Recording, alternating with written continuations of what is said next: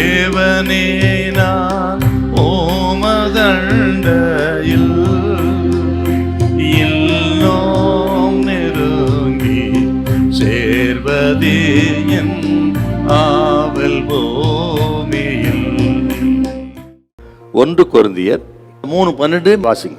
ஒருவன் அந்த அஸ்திவாரத்தின் மேல் பொன் வெள்ளி விலையேறப்பட்ட கல் மரம் புல் வைக்கோல் ஆகிய இவைகளை கட்டினால் அவனவனுடைய வேலைப்பாடு வெளியாகும். மரம், புல், வைக்கோல், இந்த மூன்றும் எளிதிலே அழியக்கூடிய ஒன்று. இது எளிதாக வாங்கக்கூடியது. இதை கொண்டு கட்டுவதும் எளிதானது.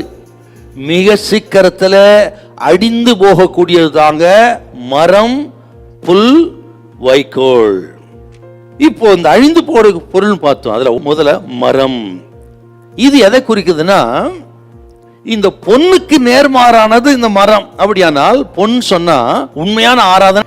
இந்த மரம் என்பது உண்மைக்கு புறம்பான ஆராதனை, உண்மைக்கு மாறான ஆராதனை. இன்னும் சொல்ல போனால் தேவசித்த ஆராதனை தான் பொன். தேவசித்தமில்லாத ஆராதனை, சுயசித்த ஆராதனை தாங்க மரம்.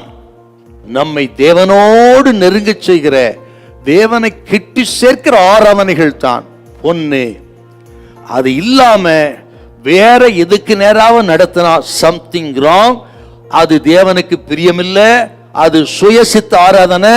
மரம் அது அடிந்து போகக்கூடியது, அக்னிக்கு நிற்காது. இதை நீங்க மனசுல வைக்கணும். சரியான ஆராதனை செய்யணுங்க. அடுத்தது புல்லுன்னா ரட்சிக்கப்படாத கிறிஸ்தவர்களால் நிரம்பின சபை. உலகத்தோடு சமரசமாகி நமக்கு ஏன் வம்புன்னு வாழ்கிற கிறிஸ்தவ. இன்னும் சொல்ல போனால் பாதிக்கப்படாத வரை நல்ல கிறிஸ்தவர்கள் சொல்றாங்களே, அவங்க தாங்க புல்லு. நமக்கு ஏன் வம்புன்னு வாழ்கிறவர்கள். பிரச்சனை கிறிஸ்துவ நிமித்தம் நிந்த அவமானம் வந்தா ஓடி போகிறவர்கள், உலகத்தோடு சமரசமாகி வாழ்கிற காம்ப்ரமைஸ் கிறிஸ்டியன்ஸ், இவங்க எல்லாம் இந்த லிஸ்ட்ல தாங்க வருவாங்க. நீங்க யாருன்னு முடிவு பண்ணிக்கணும். அடுத்தது வைக்கோல். வைக்கோல்ங்கிறது சுயநலத்துக்காக செய்யப்படுகிற ஊழியம் அல்லது சுயநலமாய் வாழ்கிற ஜீவியம். நாம் எதை செய்தாலும் தேவ பிள்ளைகளே ஆண்டவருக்காக, பிறர் நலனுக்காக, கிறிஸ்துவும் தமக்கே பிரியமாய் நடவாமல் எழுதினது போல ஆக பிறருக்காக செய்யப்படுகிற ஊழியம் தான் பொன்னு வெள்ளியும் வெளியேறப்பட்ட கற்களும். நிற்கக்கூடியது, அழியாதது. ஆண்டவர் இயேசுவை பாருங்கள். இந்த உலகத்தில் வந்து வாழ்ந்த நாட்களிலே அவருடைய போதனைகளாகட்டும், அவர் நமக்கு நடப்பித்து காண்பித்த வாழ்க்கை எல்லாம் நித்தியத்துக்குரியது, அழியக்கூடாதது, அழியாதது. அதுக்கு நேராகத்தான் கர்த்தர் திருப்பினார்.